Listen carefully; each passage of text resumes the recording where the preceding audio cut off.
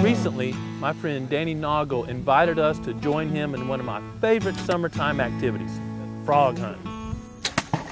Frog season opens at sunset June 30th here in Missouri, so a few days after that we were packing up our gear and rolling about an hour west to meet up with Danny.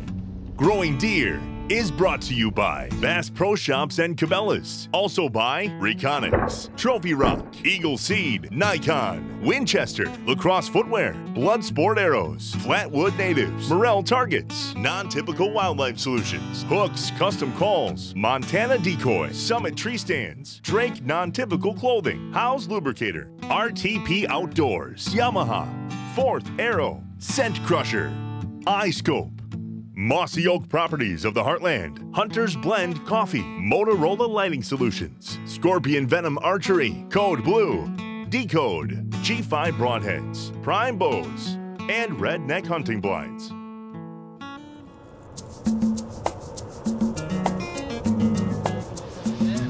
He was back by the tree when we first came. The first pond we checked out was shaped like a horseshoe and had a lot of vegetation. It looked like good bullfrog habitat. Frog season just opened in Missouri and you can use a lot of weapons, but our weapon of choice, of course, a bow and an arrow. So we come up to pond, stay back a little bit before it gets dark, spot the frog, take a shot. After dark, we can get a little closer. Either way, I'm gonna bet by the end of the evening, we got a lot of frog legs for cooking this weekend. Now, are you gonna try for that headshot or are you gonna pull down and shoot the body? I'm gonna try for the headshot. All right. It didn't take us long to start seeing some targets. I'm not sure either. I don't see the arrow wiggling. If you haven't frog hunted with a bow, don't laugh. Those little rascals can be hard to hit. That's why I'm waiting for the big one. I'll let you be the guinea pig on the small one. Find us a big one around here. So there's a lot of things I like about frog hunting. Of course, their legs are great table fare. You can get out with the group and talk and laugh. It's more like setting still deer hunting and being quiet for 3 hours. And of course, it's great practice shooting in front of your friends and all that peer pressure. Well, we know that arrow went a long ways. That's what cost me 2 arrows. That's a $20 frog right there. It's one thing to shoot by yourself in the yard and think you're ready for the first shot of deer season.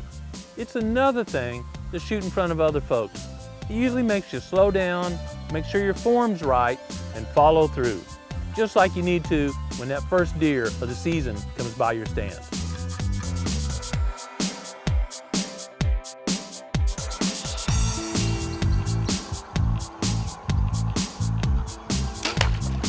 Oh yeah, you nailed him. This pond appeared to be great frog habitat, but all the vegetation made it tough to find the frogs or recover our arrows.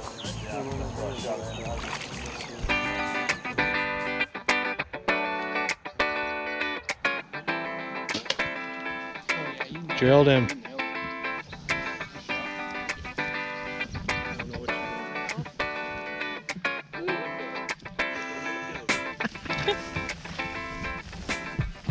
We had permission to hunt another pond close by, so we packed up and headed that way.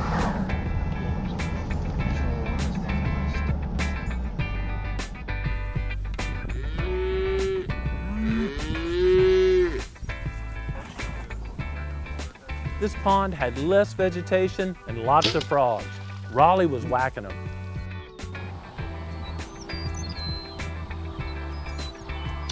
Oh, you nailed that thing.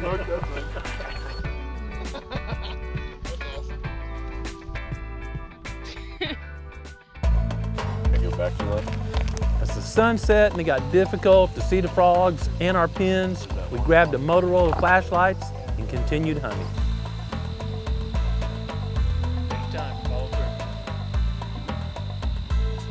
That nailed him. Frog hunting's usually better after dark. When we got the lights and scanned the edge of the pond, we saw a target-rich environment. Smoke that dude.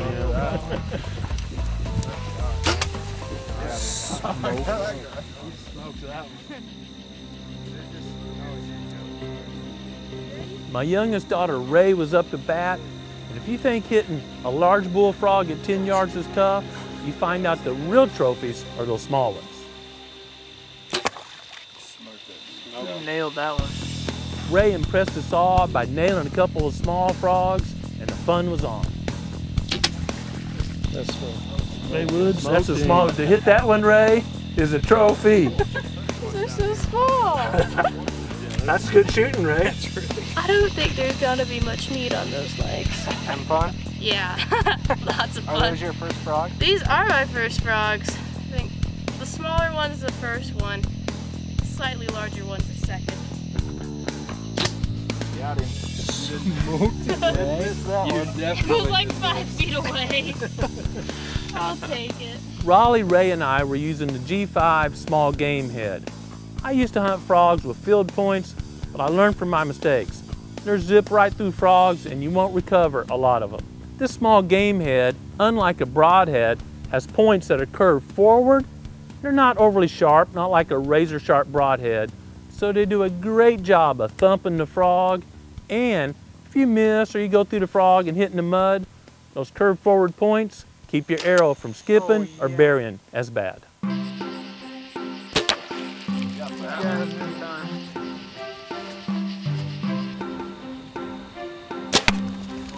Ray, are you ready? That big one's still sitting there.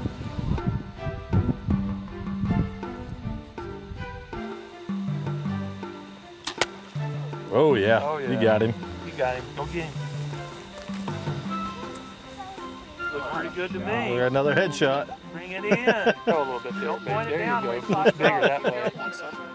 Being able to shine frogs allows us to see a much higher percentage of them and plan our hunt accordingly. It allows us to plan our stock if you can envision stalking frogs. Nice shot. That time. Yep. Nice shot. Nailed that one. The limit of frogs in Missouri is 8 per hunter per day. And when we got close to our limit, we started moving around ponds and trying some trickier shots. Ended up having a great evening and lots of frog legs that we'll be cooking soon. We had a blast hunting with Danny and can't wait to go back out with him again and join him in the deer woods this fall.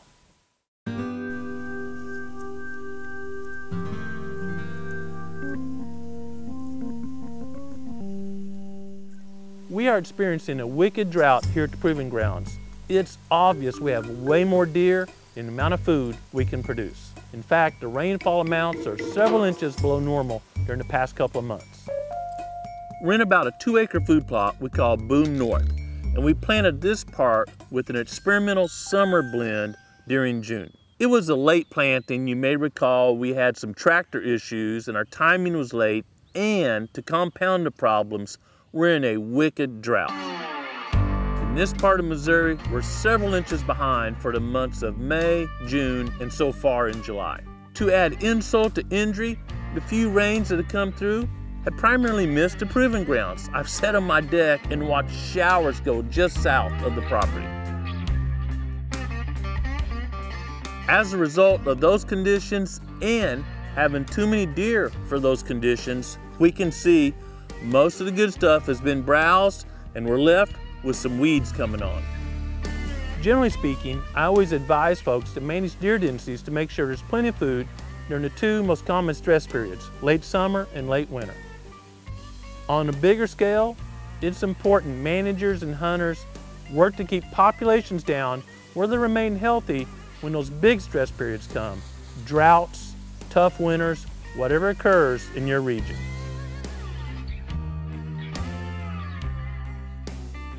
During 2012, there was a big outbreak of EHD, epizootic hemorrhagic disease, here at the Proving Grounds and throughout much of the Whitetails Range.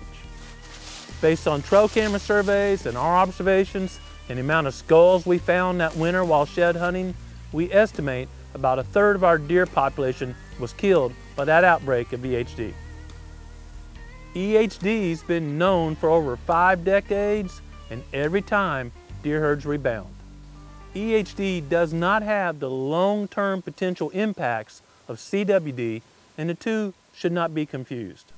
We wisely chose to back off the doe harvest after that outbreak of VHD. In response to our habitat improvement projects and always working to balance the number of predator and prey species, our deer herd grew rapidly after that 2012 outbreak. Yes, it knocked our deer herd way down, but it's obviously come back. We have more acres of food plots now than we had then, and we have way too many deer for the current growing conditions. I can't make it rain, but I can reduce the number of deer. Last year we had a goal of taking about 2 does per 100 acres. Clearly, it wasn't enough. So this year, we got to get some more arrows, get some more bullets, because we're going to be trying to take 3 does per every 100 acres of the proving grounds. That's a tough job because we put a lot of hunting pressure on the proving grounds. Their first few, well, they come easy. But I got to tell you, by mid-season and later, it's tough to find a doe on this property. The does are still here, obviously looking at the browse pressure, but to get educated and become nocturnal. We thought attempting to harvest 2 does per 100 acres was a big challenge, and we worked a lot of hours to make that happen. You call it hunting, we call it work when you're trying to harvest that many does. Upping the management goal to 3 does per 100 acres means we have to be even better hunters than we were last year. We're going to be shifting some blinds and stands, hunting some new areas, and sharing techniques as we work hard to meet this objective. When looking at the whitetail harvest data compiled by the QDMA, the Quality Deer Management Association, nationwide, we know that doe harvest has been dropping nationwide, and that's a bad sign for the health of our deer herd. We have plenty of deer, but we need to get back to harvest some does after that tough EHD outbreak in 2012. One of the tools we'll be using to meet our harvest objective, and a really great illustration of the conditions here at the proving grounds and the success of the buffalo system, is just up the hill. I walked up the hill about 10 yards where we have a hot zone electric fence. We planted this entire 2-acre plot at the same time with Eagle Seed forage soybeans. Again, the entire plot was planted at one time, same tractor driver, same seed, everything the same, except inside the fence, the deer haven't had access to, and outside, well, they wiped out all the beans. There are many, many lessons here. Look how dark and lush these beans look in a drought. And that's on top of no fertilizer in 5+ years. This is the result of the 4 primary principles of soil health. Minimum disturbance, we never till, a living root in the soil as many months out of the year as possible, a diversity of crops, at least during the portion of the year. Beans are my cash crop, if you will, during the summer, and I've got a big diversity in the fall, and I always want that mulch on top of the soil. I've been doing this for many, many decades, and I am shocked at how good these beans look. Look at the size of this leaf compared to the size of my hand. If you're not planting Eagle Seed forage soybeans, compare that to the leaves of the beans you're planting. Remember, this is in a wicked drought. When I look through here, there's not one weed coming up, and we haven't used any herbicide on this plot this year. That's a result of the buffalo system. We planted into standing vegetation and then put the Goliath crimper on top of it, giving us that mat, which is slow release fertilizer, protecting moisture, and suppressing weeds. As far as our harvest strategy, you can bet, looking at the rest of this plot, if we let this fence down and there's not a bunch of acorns on the ground, deer are gonna pour into this plot, and there'll be a lot of arrows flying here. What's amazing about this, it doesn't matter if you got 3 acres or 300 acres, you can use this technique. Our hunting strategy is gonna be watch the acorns. If a lot of acorns are coming on early, we'll probably leave the fence up and save this for a late season hunting location. If we do that, once the beans start ripening and a little sun's making it to the soil, we'll broadcast Eagle's Fall Buffalo Blend right into this, let it grow up so we've got greens growing into grain, the soybean pods, and have a double attraction for late season deer hunting. If our scouting during August and early September shows there's not a lot of acorns coming on, we may go ahead and take the fence down early, or at least open up one side, and probably be able to tag several does right off the bat. Our hunting strategy for this plot, simple. I've told you the timing, And if you look over my shoulder, you see the legs of a Summit ladder stand. On the top of the plot is a redneck blind, so we can hunt it in almost any wind direction.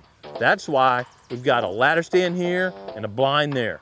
No matter what the wind direction is, when the fence comes down, we need to be ready to hunt. I suspect you'll be seeing this plot from an elevated position here in a couple of months. Now you can watch Growing Deer on whatever device you want and whenever you want. I checked this out and it looked wonderful on the big screen TV. Be sure to take time each week and enjoy creation, but most importantly, find the quiet time every day to slow down and listen to what the Creator is saying to you. Thanks for watching Growing Deer.